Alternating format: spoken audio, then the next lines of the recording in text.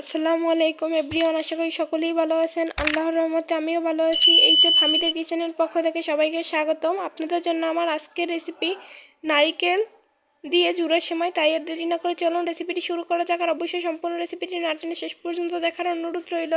আমি প্রথমে চুলাতে একটি প্যান বসিয়ে দিয়েছি।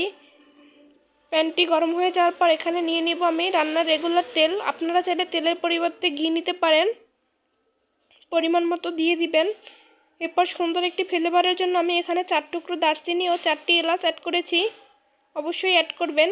এরপর দিয়ে দিয়েছি কিছু বাদাম কুচি ও দিয়ে দিচ্ছি কিছু কিশমিশ। আপনারা চাইলে বাজার থেকে কেনা যে কোনো ধরনের বাদাম নিতে পারেন। এরপর দিয়ে দিচ্ছি পরিমাণ মতো নারিকেল কোরানো। নারিকেলটা কিন্তু অবশ্যই অ্যাড করবেন। এরপর আমি একটু এগুলোকে হালকা করে ভেজে নিব। হালকা ভেজে নেওয়া হয়ে গেলে আমি এখানে চিনিটা অ্যাড করে দিব। আর অবশ্যই চুলার আঁচটার দিকে খেয়াল রাখবেন, মিডিয়ামে রাখতে হবে, নাহলে কিন্তু এগুলো সব পুড়ে যাবে।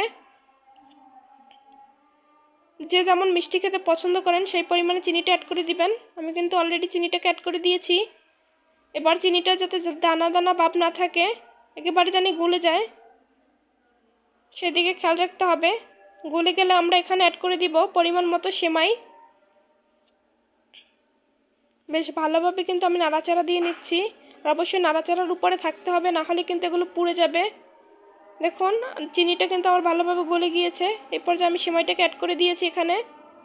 আর সেমাইটাকে একটু ভেঙে নেবেন। আর নাড়াচাড়া করতে করতে এগুলো আরও বেশ ভালোভাবে ভেঙে যাবে। আর নিচে যেহেতু নারিকেলটা থাকবে সেমাইটা দেওয়ার পর, অবশ্যই নারিকেলটাকে উপরের দিকে নিয়ে আসতে হবে, নাহলে কিন্তু নিচ থেকে পুড়ে যাবে। আমি কিন্তু বেশ ভালোভাবে নেড়েচেড়ে নিয়ে আসছি নিচ থেকে।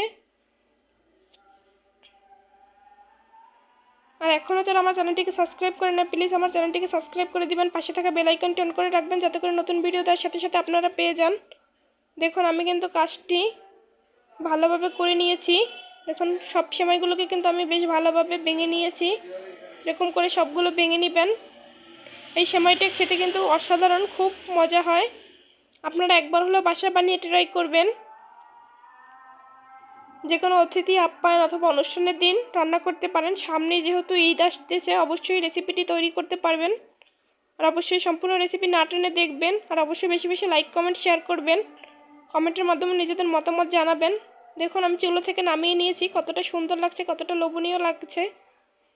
আমি ভিডিওর শেষ পর্যায়ে। সবাই ভালো থাকবেন, সুস্থ থাকবেন। সবাইকে অসংখ্য ধন্যবাদ। আল্লাহ হাফেজ।